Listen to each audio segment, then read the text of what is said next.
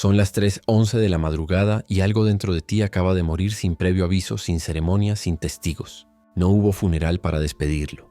No hubo llantos ni flores marchitas sobre una tumba inexistente. Solo quedó el silencio denso de la noche y esa extraña sensación que te recorre el pecho cuando comprendes que aquello que creías tan vivo, tan real, tan tuyo, en realidad nunca tuvo pulso.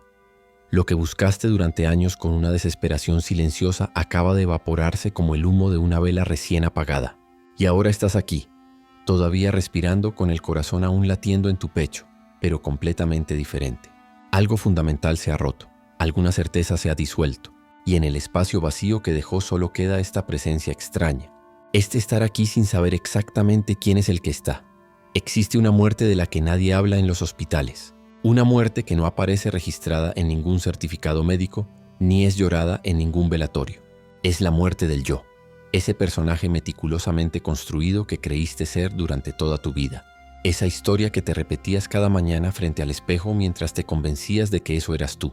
Los místicos la llaman la muerte del ego. Los buscadores espirituales la temen con un pavor indescriptible. Y los verdaderos maestros simplemente la atraviesan en un silencio tan profundo que podría confundirse con la nada misma. Porque cuando el yo muere de verdad, cuando ese personaje cuidadosamente armado colapsa sobre sí mismo como un castillo de naipes en medio de una tormenta silenciosa, lo que queda no tiene nombre que pueda pronunciarse, no tiene forma que pueda dibujarse, no tiene miedo que pueda sentirse. Pero el camino hasta ese punto, ese trayecto inevitable hacia la disolución, está pavimentado con ilusiones rotas, con creencias destrozadas, con identidades que se desmoronan una tras otra como olas que finalmente comprenden que nunca estuvieron separadas del océano. El monje que buscó a Dios durante 40 años sabía, un monje que dedicó 40 años completos de su vida a buscar a Dios con una intensidad que rayaba en la obsesión sagrada. 40 años meditando hasta que sus rodillas desarrollaron callos permanentes, ayunando hasta que sus costillas se marcaron bajo la piel como las teclas de un piano antiguo, orando con tal fervor que su voz se volvió un susurro perpetuo que parecía emerger no de su garganta sino de algún lugar más profundo, más antiguo. Buscaba a Dios en cada respiración que tomaba durante la meditación, en cada mantra que repetía hasta que las palabras perdían su significado y se convertían en puro sonido vibrando en el aire denso del templo, en cada silencio forzado que imponía sobre sus pensamientos como si el silencio pudiera comprarse con esfuerzo. Pero un día, después de 4 décadas completas de búsqueda incesante, algo cambió. Se detuvo en medio de una meditación, abrió los ojos lentamente como si despertara de un sueño de 40 años y comprendió algo tan simple y tan devastador que le tomó varios minutos poder siquiera procesar la revelación. Durante todo ese tiempo había estado persiguiendo su propia sombra proyectada en la pared de una cueva, corriendo detrás de algo que solo existía porque él estaba huyendo de otra cosa. Dios nunca estuvo ausente, nunca se escondió, nunca jugó a las escondidas con él. Era él quien había estado ausente todo el tiempo. El monje quien no había estado presente ni un solo momento en esos 40 años de búsqueda desesperada. Había creado un buscador, un personaje llamado el monje que busca a Dios, precisamente para evitar encontrar lo que siempre estuvo ahí. La búsqueda misma era la última barrera, la más sutil, la más difícil de detectar porque se disfrazaba de espiritualidad, de devoción, de práctica sagrada. Y cuando finalmente dejó de buscar, cuando simplemente se rindió y dejó caer el peso de 40 años de esfuerzo espiritual, algo en él murió sin hacer ruido. El monje desapareció como desaparecen los personajes cuando termina la obra de teatro y se apagan las luces del escenario. Lo que quedó después de esa muerte no tenía nombre, no necesitaba templos, no requería mantras ni meditaciones. Lo que quedó simplemente estaba, había estado siempre, y seguiría estando mucho después de que el cuerpo del monje dejara de respirar. La gurú que se convirtió en su propia prisión ella, fue llamada maestra iluminada por todos aquellos que la rodeaban con una devoción que rozaba la idolatría.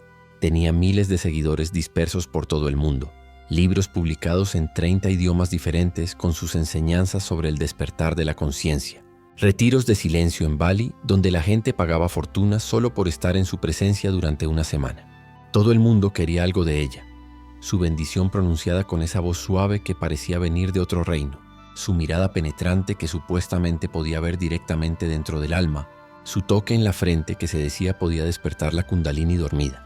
Había construido un imperio espiritual basado en ser la representación viviente de la iluminación, la encarnación ambulante de la sabiduría trascendental. Pero todas las noches, Cuando las cámaras se apagaban y los seguidores regresaban a sus hoteles susurrando sobre la experiencia transformadora que acababan de vivir, ella se quedaba sola frente al espejo de su habitación privada. Y en esos momentos de soledad absoluta sentía el peso insoportable del personaje que había creado. Una máscara que se había fusionado con su rostro hasta que ya no podía distinguir dónde terminaba la máscara y dónde comenzaba su verdadero rostro, si es que alguna vez hubo uno. El personaje gurú iluminada se había vuelto más real que ella misma, más sólido, más presente, más demandante. Era una prisión construida con las expectativas de miles de personas que necesitaban que ella fuera perfecta, iluminada, más que humana. Y entonces un día, sin avisar a nadie, sin dar explicaciones ni justificaciones, canceló todo. Retiros, conferencias, sesiones privadas, entrevistas. Desapareció completamente del mapa espiritual como si nunca hubiera existido, como si toda esa luminosidad que irradiaba hubiera sido solo un truco de luces bien ejecutado, porque finalmente, en un momento de claridad brutal, comprendió algo que la destrozó y la liberó simultáneamente. Se había convertido en la ilusión que vendía. Había quedado atrapada en el personaje que supuestamente había trascendido el ego. Se había vuelto esclava de la imagen de libertad que proyectaba a otros. La muerte del ego duele infinitamente más cuando el ego ha sido aplaudido por miles, cuando ha sido venerado, cuando ha sido confundido con la iluminación misma. El empresario y la ley de atracción, él lo tenía absolutamente todo según los estándares del mundo. Dinero fluyendo en cantidades obscenas. Poder que le permitía mover piezas en el tablero de los negocios como si jugara ajedrez con fichas humanas. Éxito tan visible y tangible que podía medirse en cuentas bancarias, propiedades y la deferencia con la que otros pronunciaban su nombre. Había descubierto la ley de atracción en un momento crítico de su vida y la había adoptado como su religión personal, practicándola con el celo de un converso reciente. Yo creo mi realidad, se repetía cada mañana frente al espejo de su baño de mármol importado. Yo soy el creador de mi universo, el arquitecto de mi destino, el manifestador de mis deseos. Era su mantra, su verdad absoluta, su identidad fundamental. Hasta que un día el universo, con su indiferencia característica hacia nuestras afirmaciones positivas, decidió enseñarle algo diferente. Perdió todo con una velocidad que parecía diseñada específicamente para humillarlo. La empresa colapsó bajo el peso de decisiones que él creyó manifestar, pero que simplemente sucedieron. La familia se desintegró cuando descubrieron que el éxito había sido construido sobre cimientos de ausencia emocional y ambición ciega. La salud se quebró cuando el cuerpo finalmente se negó a seguir sosteniendo el peso del personaje del triunfador invencible. Y en medio de ese colapso total, sentado en el piso vacío del que alguna vez fue su penthouse, pero que ahora solo era un espacio hueco esperando al próximo ocupante, se dio cuenta de algo aterrador que cambió fundamentalmente su comprensión de todo. El yo, que supuestamente manifestaba todas esas cosas, nunca estuvo en control de nada. Era solo un pensamiento manifestándose a sí mismo en un loop infinito de autorreferencia vacía, una ola convencida de que era algo separado del océano y que por lo tanto podía controlar su propia dirección, su propia altura, su propia existencia. Cuando ese yo murió finalmente bajo el peso de su propia falsedad, lo que quedó fue simplemente lo que siempre había estado sucediendo.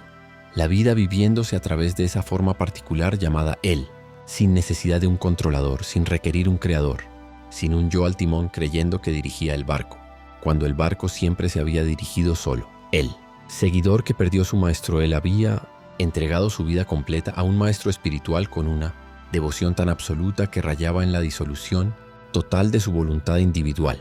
20 años completos de seguimiento incondicional, de obediencia sin cuestionamientos, de confianza tan ciega que había dejado de usar sus propios ojos para ver el mundo. Cada palabra que salía de la boca del maestro era verdad revelada, sabiduría directa del cosmos mismo. Cada silencio del maestro era una enseñanza más profunda que 1000 palabras. Cada gesto, por mínimo que fuera, contenía significados ocultos que él pasaba horas intentando descifrar en su diario personal lleno de anotaciones reverentes, hasta que un día el maestro murió, como eventualmente todos los cuerpos mueren sin importar cuán iluminados estén. Y él quedó completamente solo por primera vez en 2 décadas, sin la voz que le indicaba qué hacer, sin la presencia que validaba su camino, sin la autoridad externa que le confirmaba que estaba avanzando en la dirección correcta del despertar espiritual. El vacío que dejó el maestro era tan inmenso, tan desorientador, que durante semanas simplemente no supo cómo funcionar, cómo tomar decisiones, cómo existir sin ese punto de referencia externo que había organizado completamente su vida interior. Y fue precisamente en ese vacío insoportable, en esa ausencia tan completa que parecía que el universo mismo se había apagado, donde algo completamente inesperado sucedió. Escuchó su propia voz por primera vez en 20 años. No la voz del maestro resonando en su memoria, no la voz de las escrituras sagradas que había memorizado palabra por palabra, no la voz de ninguna autoridad externa o enseñanza heredada, sino el silencio vivo detrás de todas las voces, esa presencia consciente que había estado ahí durante cada momento de esos 20 años, pero que había sido completamente ignorada porque estaba demasiado ocupado escuchando a alguien más. El seguidor murió en ese momento de reconocimiento. El maestro comprendió finalmente nunca había existido como algo separado de esa presencia consciente que ahora reconocía en sí mismo. Lo que quedó después de esa muerte no necesitaba seguir a nadie porque no iba a ningún lado. Simplemente estaba, había estado siempre, y seguiría estando cuando todos los maestros y todos los seguidores hubieran regresado al polvo del que emergieron temporalmente. La sanadora que dejó de sanar ella, se había convertido en sanadora después de su propio despertar espiritual, o al menos eso era lo que se decía a sí misma y a todos los que acudían a ella buscando alivio. Reiki, lectura de tarot, interpretación astrológica, trabajo con cuarzos y piedras, canalización de energías superiores. Su misión, proclamaba con convicción genuina, era ayudar a otros a encontrar su luz interior, a reconectar con su verdadera esencia, a sanar las heridas que los mantenían atrapados en patrones de sufrimiento. Y era buena en lo que hacía. Sus clientes se iban de las sesiones transformados, con los ojos brillantes y palabras de gratitud profunda brotando de sus labios como agua de un manantial recién descubierto. Pero algo en ella, algo fundamental y esencial, nunca sanó. Cada cliente que se iba radiante y transformado dejaba en ella un poco más de oscuridad, un poco más de ese vacío que ninguna cantidad de cristales podía llenar, porque estaba usando la espiritualidad como había usado otras cosas antes, como una manera de evitar sentir lo que realmente necesitaba sentir, como un escape sofisticado de un dolor tan antiguo que había olvidado cuándo comenzó exactamente. Era más fácil sanar a otros que enfrentar sus propias heridas, más seguro ser la luz para otros que admitir la oscuridad que cargaba dentro, y entonces inevitablemente colapsó. No pudo más con el peso de ser la sanadora mientras se desangraba internamente. Canceló todas las sesiones, guardó los cristales, apagó las velas y por primera vez en años dejó de intentar sanar a nadie, incluyéndose a sí misma. Dejó de ayudar, dejó de ser luz, dejó de mantener esa imagen de persona espiritualmente evolucionada que tiene todas las respuestas. Y en ese colapso total, en esa rendición absoluta ante lo que había estado evitando durante tanto tiempo, hizo algo radical. Se permitió ser completamente oscura, completamente rota, completamente perdida. La sanadora murió en esa oscuridad aceptada. Y lo que nació después, lo que emergió lentamente de ese colapso como una planta empujando a través del concreto agrietado, no necesitaba ningún título, ninguna identidad espiritual, ningún rol de ayudadora de otros. Era simplemente lo que era, con su luz y su oscuridad entretejidas de manera inseparable, sin necesidad de fingir que una existía sin la otra. Todas estas muertes, todas estas desintegraciones del yo que creímos ser, tienen algo fundamental en común que trasciende las particularidades de cada historia. No fueron el final de nada real. Fueron, paradójicamente, el principio de algo que siempre estuvo presente pero que había sido oscurecido por la presencia ruidosa del personaje, por el drama constante de la identidad sosteniendo su propia ficción, porque la muerte del ego, esa disolución del personaje que tanto miedo nos da, no es un colapso hacia la nada como tememos en nuestras peores pesadillas. Es un nacimiento hacia lo que siempre fue, pero que nunca pudo ser visto mientras el yo ocupaba todo el espacio de la conciencia con su historia interminable. Pero nadie te dice, ningún libro de espiritualidad menciona con suficiente énfasis, que para nacer de verdad primero tienes que estar dispuesto a desaparecer completamente, sin garantías de que habrá algo después de esa desaparición. El monje buscó tanto a Dios, con tal intensidad y devoción que en ese proceso acabó desapareciendo él mismo, hasta que ya no quedó nadie que buscara y por lo tanto nada que encontrar. La gurú se volvió tan iluminada, tan perfectamente encarnada en el rol de maestra despierta, que se quemó completamente en ese fuego de expectativas y proyecciones hasta que solo quedaron cenizas de quien alguna vez fue. El empresario manifestó tanto, afirmó su creación de realidad con tal convicción que se disolvió en la paradoja de un creador que nunca fue real. El seguidor siguió con tal devoción y entrega absoluta que se perdió completamente en el camino, solo para descubrir que nunca hubo un camino excepto el perderse mismo. La sanadora sanó tanto a otros que se rompió bajo el peso de mantener esa luz artificial hasta que finalmente pudo romperse de verdad. Y todos ellos, cada uno a su manera, cada uno en su momento único de disolución, encontraron exactamente lo mismo en ese espacio vacío después de la muerte. Nada. Pero no la nada del nihilismo desesperado, no el vacío aterrador de la inexistencia, sino la nada plena, la vacuidad luminosa de la que hablan los místicos cuando finalmente se quedan sin palabras para describir lo que no puede ser descrito. La muerte del yo, esta disolución del personaje que tanto trabajo nos costó construir y mantener durante toda una vida, no es el fin de la vida misma, es el fin de la historia, del relato que nos contábamos sobre quiénes éramos y hacia dónde íbamos. Y cuando la historia finalmente termina, cuando el narrador se queda sin aliento y las palabras dejan de fluir, lo que queda nunca necesitó ser contado porque nunca fue una historia en primer lugar. Siempre fue lo que es, sin necesidad de narrativa, sin requerir explicación, sin depender de que alguien lo comprenda o lo valide. La muerte del yo es el nacimiento de lo que siempre fue, porque nunca hubo nadie que tuviera que cruzar ninguna puerta, ningún buscador que tuviera que encontrar algo, ningún yo que tuviera que morir para que naciera algo más verdadero. Solo el cruzar mismo sucediendo sin cruzador, solo el buscar sin buscador, solo el morir sin nadie que muera. Solo esto, exactamente como es. En este momento que nunca comenzó y nunca terminará, porque nunca fue separado del eterno ahora en el que todo sucede sin que nadie lo esté haciendo suceder. Si algo en ti murió mientras escuchabas esto, nunca estuvo realmente vivo.